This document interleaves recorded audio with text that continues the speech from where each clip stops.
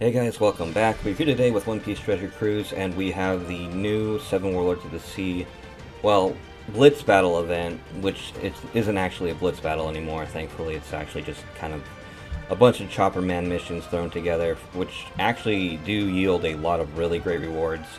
Being, I think we can get over 60, I think it's like 64 Rainbow Gems, which is actually crazy.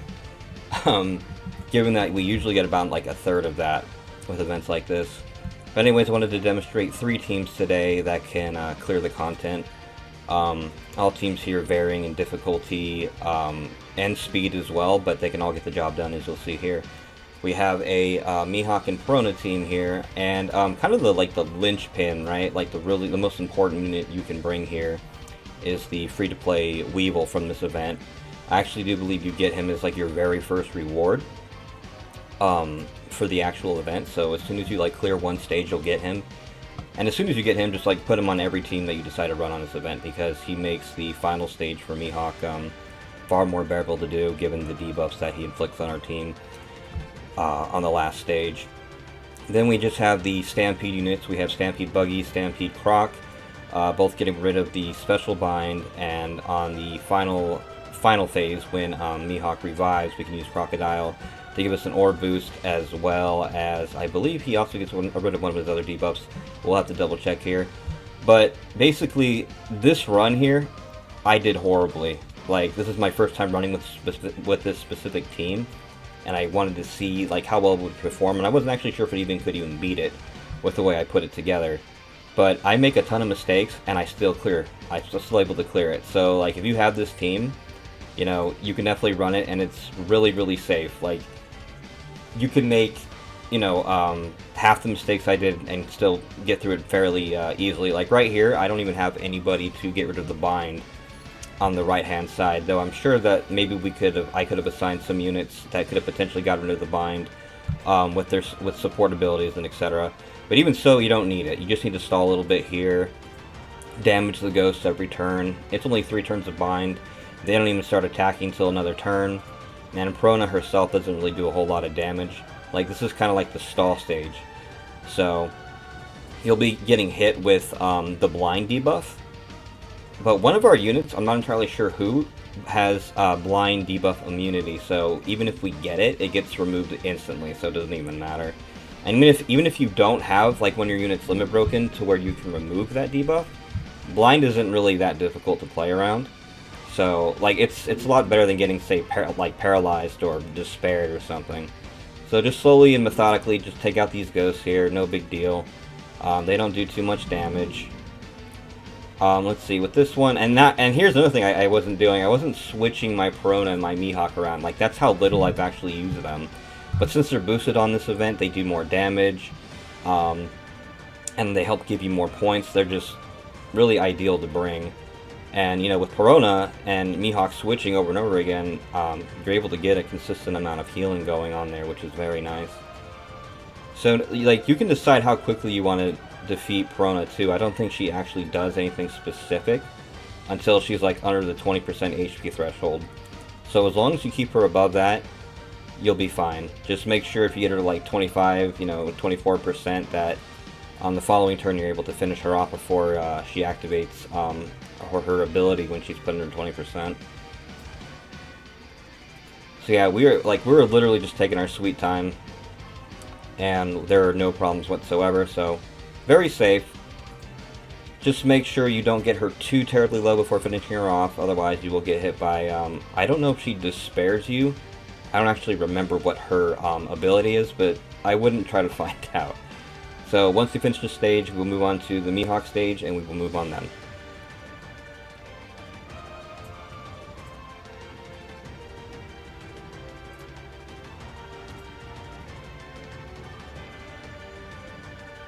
And there we go. I got her a little close. It was yeah, she almost actually survived that, which was not good. But even so, we cleared it.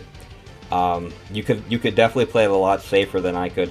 I actually made the mistake of entering the stage as Mihawk instead of as Perona, because what you want to do is you want to swap them to put the debuff on the Mihawk here, and then use your special ability to get the conditional boost.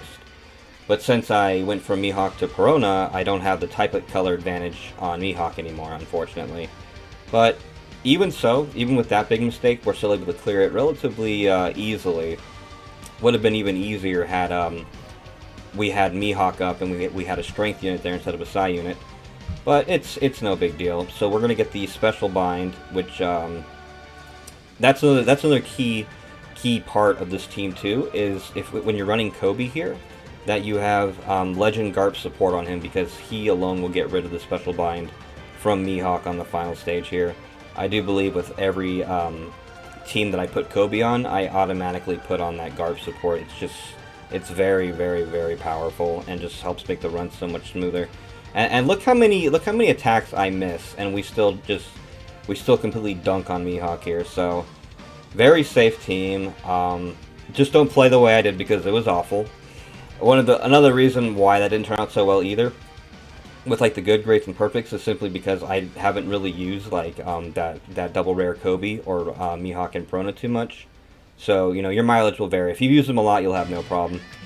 Next here we have a Snake Man team here. This one doesn't have as many boosters, but this is an option to clear the content to get the rewards if you don't have like a really huge box. We have Weevil, we have Kobe again, both very important.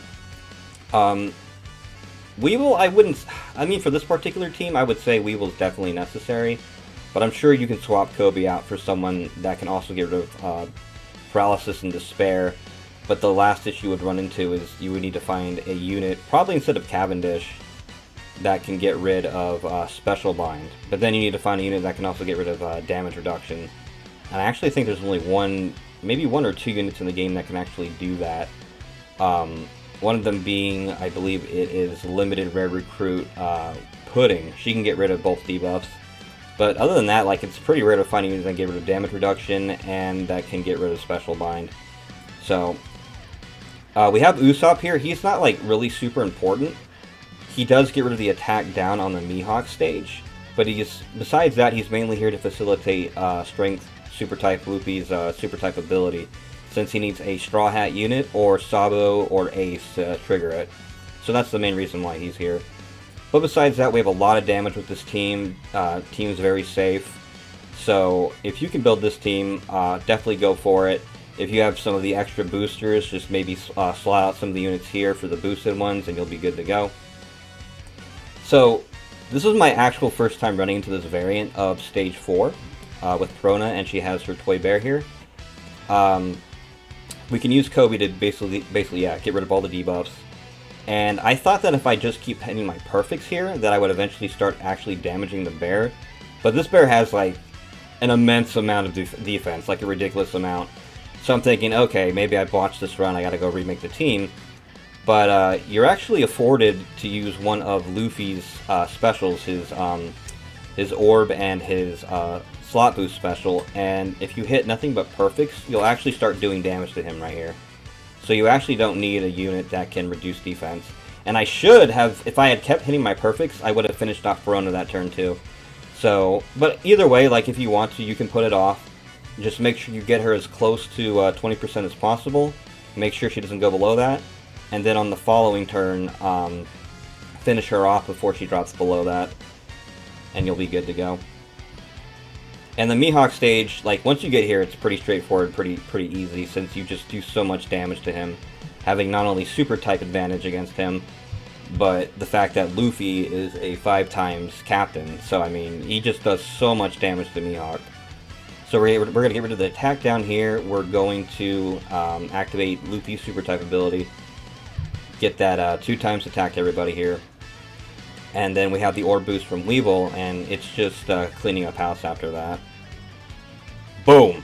Yeah, so the general thing you want to do too is with your Weevil, since he is boosted on this event, you generally want to attack with him last, because he's most likely going to have the most attack on your team.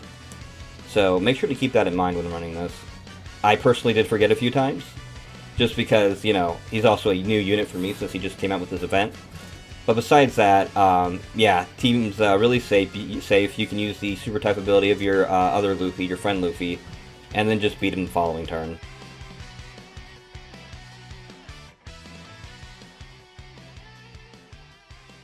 Alright, and finally this is the team I'm running currently. Um, this team's pretty nice, actually. It's really cool to actually be able to use the V3 Akainu for a change, since he kind of got shafted, being that I think he came out a little bit before Super Type Luffy did, right? So he saw quite a bit less play than he should have. But anyways, we have the double Akainu. You could run a Boa friend as well, the new Boa that came out with this event, actually. Not with this event, but the limited rare recruit Boa. You can run her with this Akainu too to get more points and to, you know, just run her just because she's perfect for this event. And I did pull the boosted Mihawk as well, so that's why we're running him on this team. This is my highest boosted team as well, which is another reason why I'm running him. I'm trying to get as many points as I possibly can here. If you don't have this Mihawk for this particular arrangement, you could remove him and place Kobe again. And you could use Kobe with Legend Garp as his support. That should work just fine here. Yeah, then we have Boa simply for the attack down. So basically we go, on the final stage, we go Akainu. Well, no, we go Weevil, Akainu, and then Boa. Gets rid of all those buffs, debuffs. And then on the revive, we use the other Akainu, and then we use Mont d'Or. You do have to tank, I believe you have to tank one hit on this team, because Mont d'Or only gets rid of 4 turns of damage reduction, as opposed to 5. But you have so much, like, look how much HP we have, since everybody's boosted here. We have over 100k. Normally, I believe V3 Akainu teams are on like 60k-ish. So, you have a ridiculous amount of HP, so you should be able to easily take an attack here. Or not here specifically, but on the Mihawk revive. Alright, so I think we finish off Rona this turn. Yeah? Yeah, that was close. I probably should have waited till she was a little bit closer to 20% before actually finishing her off. But we managed to do it. Mihawk will do his special rewind on us by 1 turn, which is why Weevil's so good. He literally takes care of almost every debuff. He'll get rid of the block orbs, the badly matching orbs. He will get rid of... Oh, he'll boost our special cooldown by 1 turn. He'll give us an orb boost. Then we just use Akainu here and follow up with Boa to get rid of the attack down debuff. And then just attack. You'll do more than enough damage to take this guy out.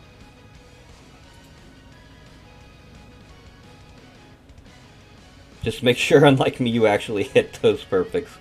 So yeah, Mihawk will revive. He'll put a couple more debuffs on us, the special bind right there.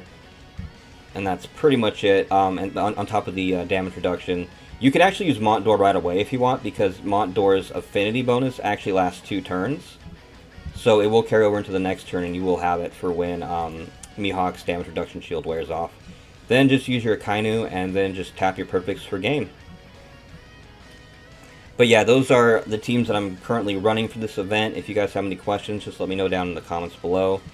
Either way, guys, I will catch you in the next one. If I do come up with some more teams, I will definitely be uploading them. But until next time, see you then.